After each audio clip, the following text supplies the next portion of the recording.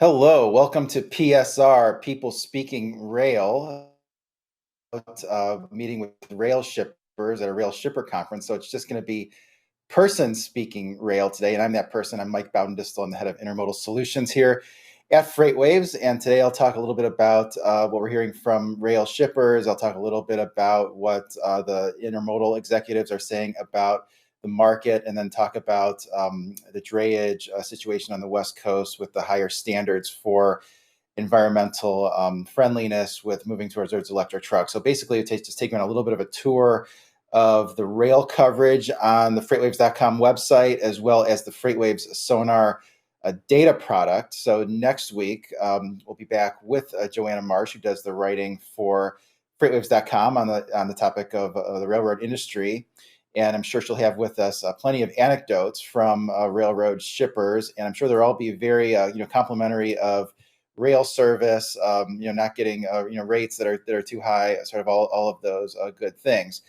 But for those without the patience to wait another week and would like to hear anecdotes from a rail shipper, you can go back and listen to the show we did last week, which was on the topic of chemical shippers. We had Chris John, I'm sorry, who was the president and CEO of the American Chemistry Council. So that's an industry organization that represents a lot of the big chemical shippers in North America, companies like DuPont and Dow Chemical that really don't have a modal option, really sort of have to use the railroad. And some of the takeaways from me from that discussion on the May 18th episode was that they estimate about 75% of the shippers that are part of that American Chemistry Council, those chemical shippers, are captive to just one railroad. And so that's kind of why they need, the STB, the government, to really, ensure that there's enough competition. And then they did their own study of rates, comparing the rates of when their shippers were captive to one railroad versus when there was a competition with the second railroad. They said over 7 years, where there was competition with another railroad, the rates went up about 24% on average over a 7-year period. They said when there was captive, the shippers were captive to just one railroad, the rates went up over 200%. So that is why the American Chemistry Council is pushing the STB to enhance railway competition, ask them what their preferred method for doing that was. And it was really reciprocal switching, which is a way to solicit a competing quote from another railroad on areas of the network that are captive to one particular railroad. So that's what the ACC, American Chemistry Council, is focused on. They also had quite a lot to say about the service levels. They said 3/4 of their members. They do all these surveys with the members of the chemical companies. They said 3/4 of those members are not seeing rail service back to where it was pre-pandemic. During this pandemic period, there's been all these rail service issues. Rails blame that on not having the people. And they also said that 30% of their members say that rail service has gotten worse in the second half of last year versus the first half of last year. So they're really trying to push for that service to improve, and also for what they consider meaningful data on the first mile and final mile of various rail moves. They sort of think that sort of the traditional railroad service metrics like velocity, terminal dwell, really less relevant for the shippers specifically. So encourage everyone to go back and check that out on the podcasting websites or tv.freightwaves.com.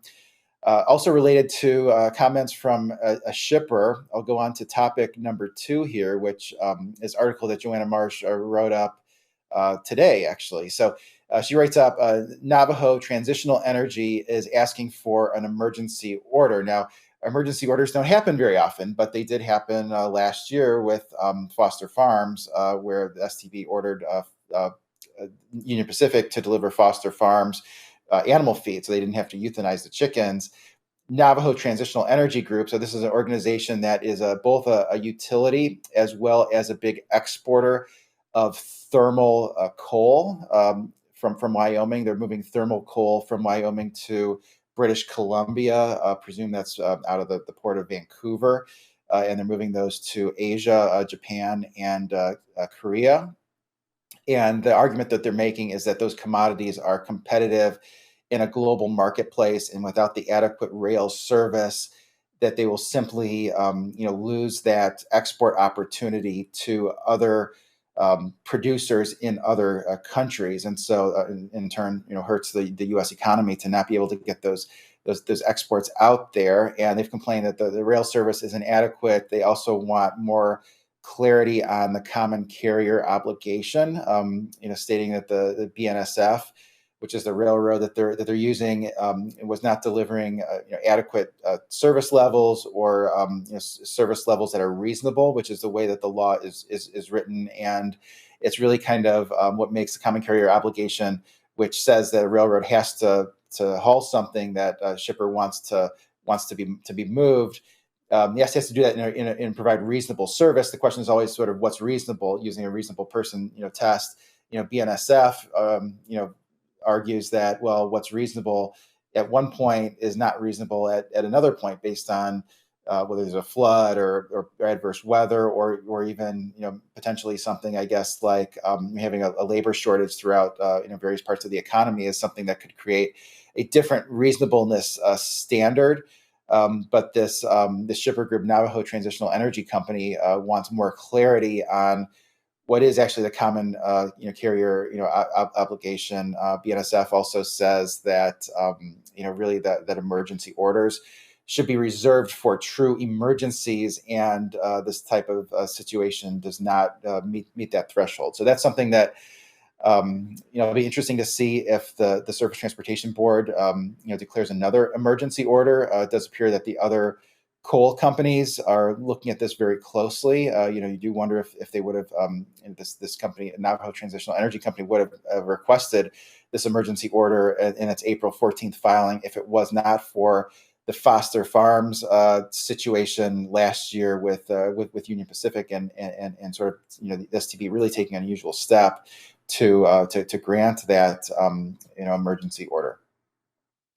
I'll move on to the next topic, which is an article that Todd Maiden wrote up. I thought this one was really helpful. So Todd listened to a presentation that was given by executives at J.B. Hunt and Schneider. They did a panel at the Wolf conference, and I think the highlight here is that intermodal executives see a lack of green shoots. They were really, it's really expressed a lot of uncertainty on demand during their first quarter analyst calls, but specifically Darren Field, the president of JB Hunt Intermodal segment, says, "I don't have any green shoots for you this morning," was his quote. And so this is a little bit of an update. They reported their earnings about a month ago, so really haven't seen much improvement in the past month. They do say that some of their large retailers have drawn down inventories to desired levels, but there isn't yet the demand to reload the distribution centers. That's something that we've heard in the CPG coverage and retail coverage, with Walmart and Target getting their inventory levels down to a level that they feel is more appropriate. But really, sort of there's kind of a lack of catalyst to get demand going further from here. And then JB Hunt also talked about the bid compliance. That was something that they talked about during their first quarter analyst call. They said that the bid compliance is about in the 50% range. So that's shippers about 50% on meeting their commitments in terms of the capacity that they needed, basically the volume that they said that they were going to move. They're only hitting about 50% of that. They said what's something that's more normal is 80% in the 2018 to 2019 timeframe. So it really shows that the shippers have had a hard time predicting how much they were going to ship on the domestic intermodal segment. A couple other stats here. Schneider said that about 15% of its intermodal containers were in stacks and out of service. JB Hunt said something similar on its first quarter analyst call. As I said, about 17%. They did say there's about 15 to 20% excess capacity in the domestic intermodal industry, and have a sonar chart on domestic intermodal volume that sort of illustrates what's happening in the second quarter. And so what I've done there, that white thick line is 2023 volumes. 2022 is in green. And in the first quarter, intermodal volume, I have it down 4.6%, which was not basically in line with what JB Hunt reported for its intermodal volume, down 5%. And so far in the second quarter to date, I have it down 6.8% year over year. Those numbers do differ from the volume numbers that are reported by the Association of American Railroads in their weekly packet that they send out every Wednesday. The AAR data includes international intermodal volume in addition to domestic intermodal volume, whereas this chart, I'm just doing it for domestic loaded volume, which is really the primary market that companies like JB Hunt or Schneider or Hub Group or Knight Swift, all those companies really participate in. A couple other quotes from Todd's article. Darren Field said it could take 6 to 8 weeks following a labor agreement at the West Coast ports, ports of LA and Long Beach, before there would be a meaningful pickup in demand. And one thing that was also interesting is he said that the freight volume that was lost to the Gulf Coast, we have seen all this market share gain at the smaller port of Houston, small relative to LA Long Beach. We've seen a market share pick up there. We've seen a pickup in the East Coast ports. Darren Field, president of JB Hunt Intermodal Division, says that volume may not come back to the West Coast. The company also said nothing new about the intermodal rates, but they did say that about 2/3 of the new rates agreed to that they were agreed to during the bid season will be implemented by the end of the second quarter. I have a chart on intermodal contract rates. This is kind of what we're seeing in the market. So this is coming from a company that processes transactions, and you see this in the intermodal rates in 2023. That white line has been on a downward slope, really after 2 consecutive years going from 2020, which is the purple line. You saw that sort of rise throughout the year. 2021 in orange, that was up double digits, and then 2022 up double digits again. Now rates are going the other way. That makes a lot of sense given that there was really sort of a lack of a peak season last fall. And I think the evidence is mounting that there's going to be a lack of a peak season, this fall, based on everything that's happening in the macro economy, in addition to what we're seeing in our ocean data, combined with just kind of us trying to figure out what would be a positive, catalyst for a freight, going forward. I think a lot of people have pinned their hopes on that inventories would need to be replenished. I think the issue there is really a lack of discretionary purchases, being made right now as consumers continue to struggle with, high costs of living. Schneider also said that intermodal pricing, there was some deterioration for the over the road rates, and one of the sonar charts that sort of illustrates that is the intermodal savings rate, which that's actually come in some. Where now there it is. So overall, intermodal savings rate is at 8.3%. Now, the way we calculate that is we take transactions that are processed in the same 5-digit origin destination pairs that were processed both in the same week as intermodal and truckload, and we include fuel surcharges in both of those modes because that's a big part of the savings. And so we're seeing overall 8.3%. So really at the low end of the historical range. And then that green line is for just loads that go longer than 1,200 miles. And so those are really less competitive. So there's always going to be a larger spread there with those longer haul moves. But those ones that are really competitive for the truckload side, really that 8.3%, including fuel, it really just doesn't seem like it's going to be enough to convince a lot of shippers to use rail intermodal that are not using rail intermodal already. And so that's one kind of thing we're seeing in the marketplace is, shippers are placing service levels above price in terms of how they're, allocating resources, how they're sort of managing their supply chains. And a lot of the CPG companies, really want to, they've went through big supply chain disruptions the past few years. They don't want that to happen again. And so I think a lot of those are maybe opting for, truckload over rail intermodal, and it doesn't help rail intermodal's volume case that spread has declined because, as Schneider put it, that the contract rates have fallen further in truckload than they have in intermodal. Truckload rates are higher than intermodal rates, so that's why I think you're seeing some of that contraction. The next topic I want to talk about was a really good article that I just got finished reading, written by Rachel Premack on the electric truck regulations in the Southern California ports. So the title of this is "California's Latest Environmental Regulation May Have Unintended Consequences for Truckers." So this was really an in-depth article. She interviews a lot of people for this article, including Matt Strapp, who runs the Harbor Association on the West Coast. And as I'll take you through a few highlights here. So the regulation as it stands, CARB, the California Air Resources Board, has required dray fleets to buy only zero emissions trucks, basically electric trucks, starting January 1st, 2024. By the end of this year, drayage fleets are required to have all of their trucks registered in an online database so California can track those trucks, and then any new trucks purchased after the first of next year will have to be those electric trucks. The goal is by 2035, the drayage fleets must be entirely zero emissions. It's easy to understand why they want to do this, is because of all the smog and pollution in Southern California, which gives rise to a lot of respiratory issues, things like asthma, and those type of respiratory issues, particularly in children. There's high incidence of juvenile asthma in Southern California, and I think we can all agree that everyone deserves to breathe clean air. I think that the difficulty is with the execution of a plan like that, given that there really isn't the recharging infrastructure, and given that it adds a lot of cost into the system. And typically you think of drayage as being where trucks go to die after they've been in long haul service and really been run very hard.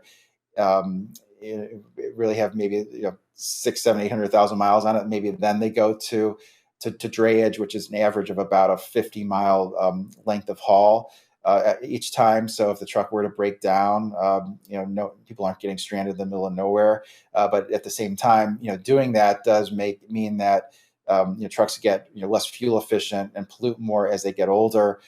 Over the years, the trucks have had to be subject to higher emissions requirements, and have really made it to the point where they really the latest diesel engines don't really spew a lot of emissions. So it really is going to add a lot of cost into the system. Rachel has a quote in there that a new drayage truck that's electric would cost about $185,000, which was actually less than I was thinking, but that would be less by quite a bit than what an over-the-road electric truck would cost, because a drayage truck would be a day cab, so it would not have a sleeper, and it could potentially have a much smaller battery than an electric truck that would go a longer length of haul. Tried to see whether we could figure out a price for a new diesel truck in drayage service. But what's difficult about that is new trucks are not usually purchased for drayage service. It tends to be older trucks, kind of where the trucks go to die. So you're kind of comparing that 185,000 for a new drayage truck versus a used truck, which may only be worth I don't know, $30,000 or $40,000, if that, depending on how many miles are on it. And so, sort of walking you through some of the expectations here, estimated that 1,000 zero emissions trucks will come online by the end of 2024, and scaling up to 35,000 electric trucks by 2035.